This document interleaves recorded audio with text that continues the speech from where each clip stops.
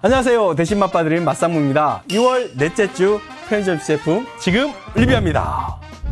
이마트24 박은영 셰프의 사천식 닭갈비. 와우, 반찬이 많네요. 찬반찬 빼고 전자레인지로 고! 닭갈비는 브라질산 닭다리살, 만두탕수, 에그누들, 오, 중국식 오이무침이 들어갔어요.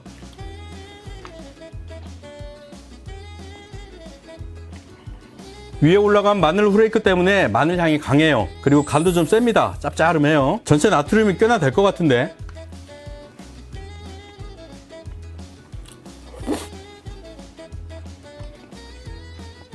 브라질산 닭다리살이지만 식감 쫄깃하고요. 깻잎을 많이 넣어서 향이 좋습니다. 닭갈비 맛있는데요.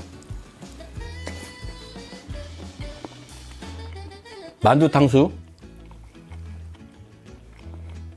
편의점 도시락에 들어가는 만두는 식감이 별로지만 탕수 소스를 묻혀놓으니까 쫄깃한 식감이 괜찮아요. 에그누들.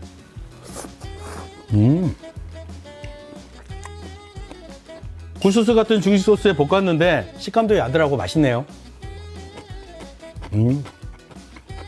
중식 오이 무침. 새콤매콤 맛있어요. 메인 반찬도 맛있고 서브 반찬도 특색 있게 잘 담았는데요. 전체적으로 좀 짭니다. 나트륨은 1909. 볶음밥을 짜지 않게 만들어도 좋았을 텐데 이게 좀 아쉽네요. 박은영 셰프의 광동식 케탕 치킨버거. 케탕이 뭐냐 찾아봤거든요. 안 나와요. 케탕이 뭘까? PD가 케찹 탕수육 아닙니까? 물어보더라고요. 맞았어요. 케찹 탕수육 치킨버거. 전자레인지로 고! 두툼한 분수육 패티, 밑에는 굵은 후추가 많이 뿌려져 있어요. 트레이에 끼워서 나오기 때문에 장갑 없어도 트레이 잡고 드시면 돼요.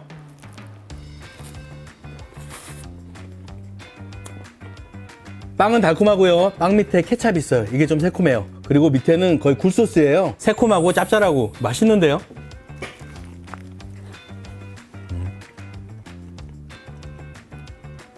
굴소스와 같이 볶은 채소에 굵은 후추를 뿌리니까 고추 잡채 같은 맛이 납니다. 패티가 두툼해서 먹음직스러워 보이긴 한데 분수육 패티는 어떻게 먹어도 맛은 별로예요. 결론, 소스는 맛있는데 패티가 좀 아쉽다. 가격도 4,200원. 좀 비싸네요.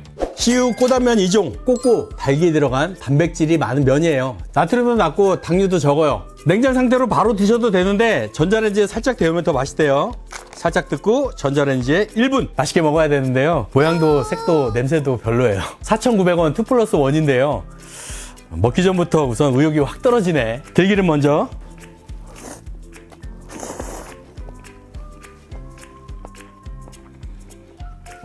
나트륨은 600mg, 보통 라면의 3분의 1 정도인데요. 양이 적어서 그런지 꽤나 짭니다. 그리고 들기름이 들어갔다는데 들기름의 고소한 냄새는 거의 없어요. 닭고기로 만든 면이 처음 나온 제품은 아니기 때문에 저도 먹어는 봤는데 먹을 때마다 느끼는 거 맛이 별로예요. 그리고 특유의 향이 있습니다. 곤약 향하고도 좀 비교할 수 있는데요. 곤약 향도 별로지만 이 닭가슴살 면의 향도 별로예요. 식감도 별로고 들기름이 들어갔지만 전혀 들기름 향이 안 나네요. 이게 좀 아쉬워요. 차라리 좀 더 강한 참기름이 들어갔으면 더 나았을 텐데. 토마토 바질.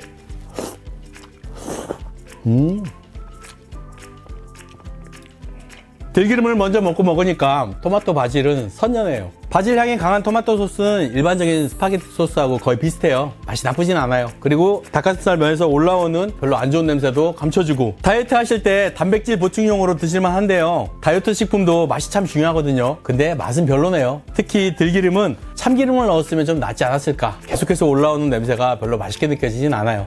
연세 명장 메론 크림빵. 최연소 제과 명장에 등극한 이석원 명장이 만든 빵입니다. 메론빵 예쁜데요. 메론 생크림이 많이 들어있어요. 메론 향이 좋은데요. 보통 메론빵이나 메론 제품들 먹어보면 인위적인 향이 강한데요. 이 제품은 생크림 향과 메론 향이 은은하게 섞였어요. 빵 향도 괜찮고.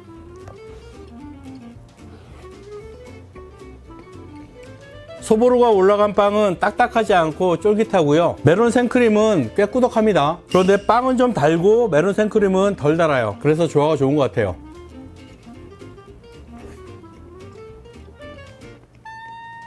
위에 소보로와 크림과 빵의 조화도 좋고요. 무엇보다도 메론 향이 너무 메로나 같지 않아서 좋았던 것 같아요. 은은한 메론 향과 생크림의 고소함이 잘 어울렸습니다. 맛있게 먹었어요. GS25 화이트 베리크림 케이크. 화이트 베리크림이 뭐야? 하고 봤더니 화이트 베리크림 케이크. 위에 뿌려진 건 슈가 파우더가 아니라 건조 코코넛 분말. 그리고 요건 생크림 같이 생겼죠. 마시멜로인데요. 딸기잼이 조금 들어갔습니다. 그리고 이 밑에는 초코 케이크인데요. 브라운이라고 보시면 돼요.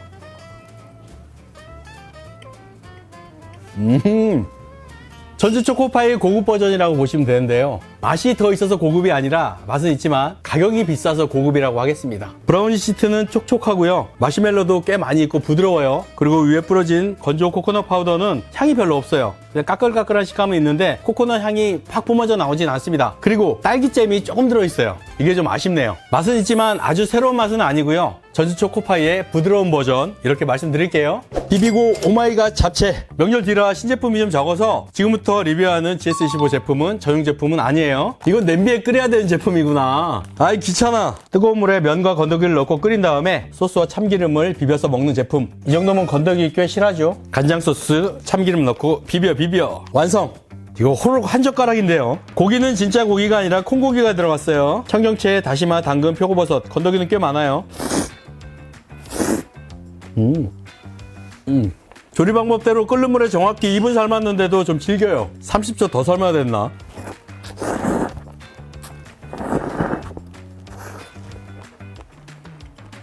쫄깃한 면발, 단짠한 간장 양념, 그리고 마지막에 뿌려진 고소한 참기름. 맛있어요. 집에서 해먹는 잡채하고는 다르지만 그래도 잡채 맛이 충분히 우러납니다. 어떨 때 이 제품을 먹어야지? 잡채를 안 먹고는 못 빼기겠다 할 때 하나 드시면 괜찮을 것 같아요.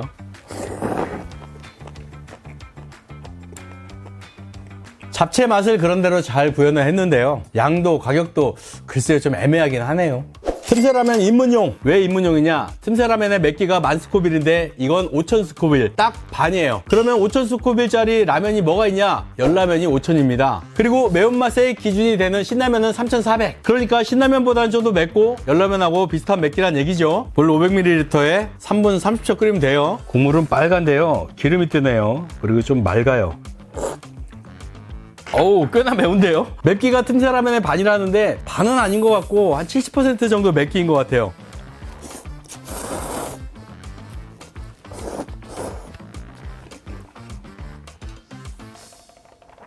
쫄깃 매끈한 면발 좋은데요. 기름이 많이 뜨는구나. 고춧가루는 덜 넣었을지 모르지만 매콤하게 뜨는 기름이 기침 나올 정도로 상당히 매콤합니다.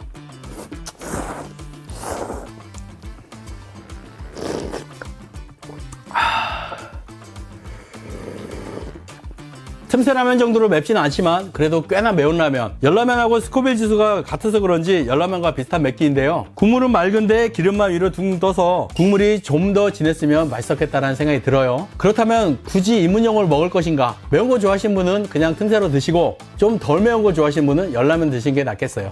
세븐일레븐 후덕숙 셰프 깐풍칩. 오징어 과자 오행이 깐풍칩으로 나왔습니다. 오징어 과자와 깐풍 소스가 어떤 조화를 이룰지 깐풍의 풍미를 더한 오행의 화려한 변신. 여기 후덕숙 셰프 띠부실 있으면 재밌겠다. 없어요. 오행 깐풍칩. 중식 플레이버가 좀 들어갔는데요. 뭐라고 규정할 수 없는 냄새예요. 깐풍기 냄새도 아니고 그렇다고 해서 오행의 오징어 냄새가 강한 것도 아니고 오징어 분말이 들어갔는데요. 오징어 냄새는 별로 안 나요.